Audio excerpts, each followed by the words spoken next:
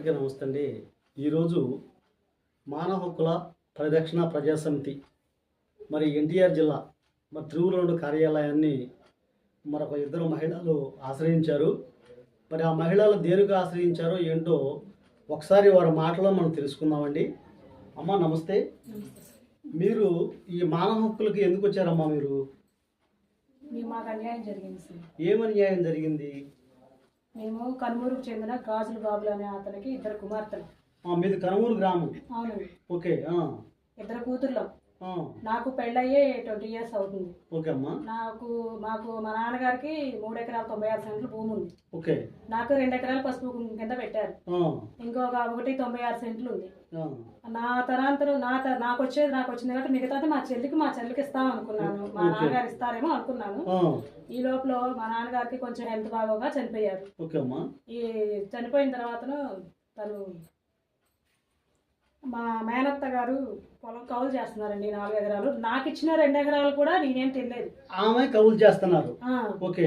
నాకు ఇచ్చిన 2 ఎకరాలు కూడా నేనేమి తీసుకోలేదు ఇంతవాటికి. ఓన్లీ భూమి నా పేరు అంతే. మా నాన్నగారు తింటారులే అని చెప్పేసి అది ఇది వదిలేసాము. ఈ లోపల అనారోగ్యంతో బాధపడుతున్నారని తెలిసింది. మేము వచ్చాము, చూపించాము, అంతా బాగానే ఉంది. తర్వాత ఇంటికి తీసుకొచ్చిన తర్వాత మళ్ళీ హాస్పిటల్కి మళ్ళీ బాగాలేదు సీరియస్ అని చెప్పి తీసుకెళ్ళి కనీసం మాకు మా మేనత్త అనే ఆవిడ పొలిమేర ఆవిడ ఉంది చిక్కుళ్ళగూడెం గ్రామంలో. ఆవిడ తీసుకెళ్లారు మా నాన్నగారిని. తీసుకెళ్లి అడ్మిట్ చేసి 3 రోజులు 4 రోజులు ఉన్నారు హాస్పిటల్లో. 5వ రోజు చచ్చిపోయిన తర్వాత మాకు ఫోన్ చేశారు. ఇలా చేయడానికి కారణం ఏంటంటే వాళ్ళు మా ఆస్తి మీద వాళ్ళకి కన్ను ఉందన్నమాట. తర్వాత దినం అన్ని అయిపోయింది సార్, చనిపోయినాడు, ఇంక మనం ఏం చేయలేవు, అయిపోయింది. దినం అయిపోయిన తర్వాత ఇక మా పొలం మేము చేసుకుంటామండి అన్నాం. అన్న తర్వాత ఈ లోపల మీ పొలం ఏంటి, నీది నీకు ఇస్తాం, నీకు మిగతాది మాకు రాశాడు మీ నాన్నగారు అన్నారు. ఎలా రాశారు మా నాన్నగారు? మీకు మా నాన్నగారు ఆస్తి కాదని మా తాతయ్య గారిది, మాకు లేకోకుండా నీకెలా వస్తుంది గొడవ జరిగింది. సరే అని చెప్పేసి చూసుకుందాం అది ఇది అని చెప్పేసి ఎటువంటి అటు వెళ్ళిపోయారు. మా దారిని మేము వెళ్ళిపోయాము. దినమైన తెల్లారు ఎట్నే మేము సచివాలయం దగ్గరికి వెళ్ళాము. ఆ చెల్లి పేరు మొన్న 196 సెంట్లు చెల్లి చేద్దామని చెప్పేసి ఎలాగైనా సరే మీ చెల్లికి ఇవ్వాలని నీ తాపత్రయం. ఓకే అమ్మా. అయితే వెళ్ళిన తర్వాత సచివాలయం దగ్గరికి వెళ్ళిన తర్వాత సార్ మరి ఇట్లా చెల్లి పేరు ఉన్న భూమి చెల్లికి చెందాలి, ఏం చేయాలి సార్, పాస్ పుస్తకం చేయాలని అడిగాము. ఎవరు అడిగారు? విఆర్ఓ గారు. గబ్బగూడ మండలం కనుమూరు గ్రామం ప్రభాకర్ రెడ్డి గారు అడిగారు. ప్రభాకర్ రావు గారిని అడిగాము. ఏమన్నారంటే అమ్మ ఫ్యామిలీ సర్టిఫికేట్ కావాలి, ఎఫ్ఎంసీ కావాలి అని చెప్పారు. దానికి ముందు మీరు అది పెట్టుకోవాలంటే డెత్ తీసుకురావాలని చెప్పారు. సార్ మేమేం చేసామంటే దినమైన తెల్లారి మేము వెళ్ళామండి విజయవాడ. మా ఇద్దరక్క చెల్లెలు పొద్దున్నే వెళ్ళిపోయేసరికి మేము అలా తీసుకున్నాము, టైప్ చేపిస్తున్నాము. మా జిరాక్స్ మీరు కూతురులు ఏంటనే వర్క్ ప్రూఫ్స్ అడిగారు. నాకు సమయానికి మా వెళ్ళేసరికి మేము జిరాక్స్ తీసుకురావడానికి బయటకు వెళ్ళాము. వెళ్ళే లోపల తను వచ్చారు, మా నాయనత్త గారి హస్బెండ్ వాళ్ళ వచ్చాడు. వచ్చి టైప్ చేయించుకొని తీసుకోపోయేటప్పటికి మేము వచ్చాము సార్. వచ్చేసరికి గొడవ జరిగితే ఇది అది ఎట్లా సార్, మేము ఆడపిల్లలు మా ఆస్తి ఇలా చేసి రాపించుకొని ఇలా చేయాలని వాళ్ళు వచ్చారు సార్. లేకపోతే మా నాన్నగారు డెత్ సర్టిఫికేట్ తనకేం పని అనేసరికి వాళ్ళు వాపోయారు. వాళ్ళే ఇచ్చి నీకు ఇవ్వము, నువ్వు పెట్టినా చూసినా నీకనేది ఇవ్వం, ఆడపిల్లలకే ఇస్తాం, వాళ్ళ కుటుంబీకులకే ఇస్తాం అని చెప్పేసి అంటే సరే ఇవ్వండి అని మా నాన్నగారు ఆధార్ కార్డు ఆ మేడం గారి చేతిలో ఉన్న ఆధార్ కార్డు లాక్కొని వెళ్ళిపోయారు. దౌర్జన్యంగా లాక్కొని వెళ్ళిపోయిన తర్వాత ఆ మేడం గారు వాళ్ళు మాకు ఇది జాగ్రత్త అమ్మా, మీరు ఎక్కడ కూడా లీక్ చేయని వాటికి ఇవ్వకండి అని చెప్పారు. అదే ప్రకారంగా మేము ఈ మధ్యలో జిరాక్స్ తీస్తే ఇబ్బంది అయిందని చెప్పేసి అంటే తను అక్కడ జరిగిన ప్రవర్తన బట్టి వాళ్ళు గెస్ చేశారు. మేము బయటకు వెళ్ళి అక్కడే ఆ లోకల్లోని విజయవాడ సర్వేనింగ్ లోనే చేయించాం అనమాట. ఇక్కడెక్కడ బయట పెట్టలేదు, ఈ మధ్యలో ఎక్కడ తీపించలేదు. తీసుకొచ్చి విఆర్ఓ గారికి ఎఫ్ఎంసీకి పెట్టాము. పెట్టిన తర్వాత సార్ ఇది ఎక్కడా లీక్ చేయడానికి వీల్లేదు, మేము తప్పితే ఎవరికి ఇవ్వలేదు, ఇది ఏదన్నా జరిగిందంటే మీరే అని చెప్పి వాళ్ళకి చెప్పి ఇవ్వడం జరిగింది. సరైన ఒప్పుకున్నారు. ఒప్పుకున్న తర్వాత ఫస్ట్ ఒకసారి అప్లై చేసాము, రిజెక్ట్ అని వచ్చింది. అదేంటంటే మీ ఆధార్ పేరు చాలా తేడా ఉందని చెప్పి చేశారు. రెండోసారి పెట్టాము. రెండోసారి తిను లేట్ గా ఇచ్చారు ఫైల్, ఏదో ఆఫీసులో ఇవ్వాలంట కదా, లేట్ గా ఇచ్చారు. మళ్ళీ 3వసారి పెట్టారు. వీళ్ళు ఈ 3 సార్లు 30 రోజులు గడిచిపోయింది సార్.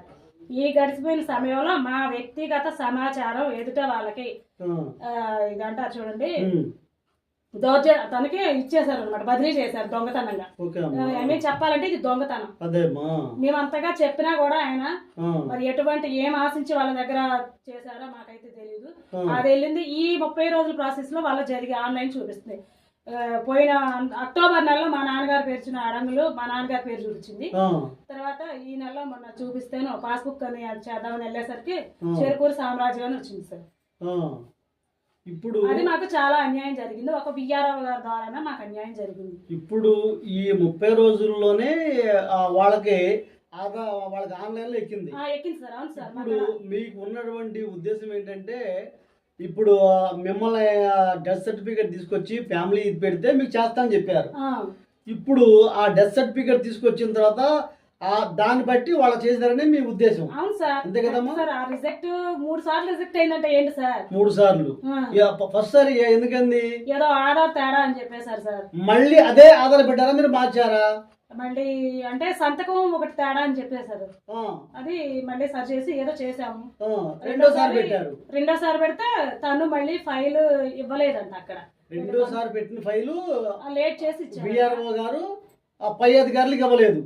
లేట్ గా ఇచ్చారంట. లేట్ గా ఇవ్వడం తక్కువ డేస్ గడిచిపోయేసరికి రిజెక్ట్ అయిందని చెప్పేశారంట. ఓకే అమ్మా.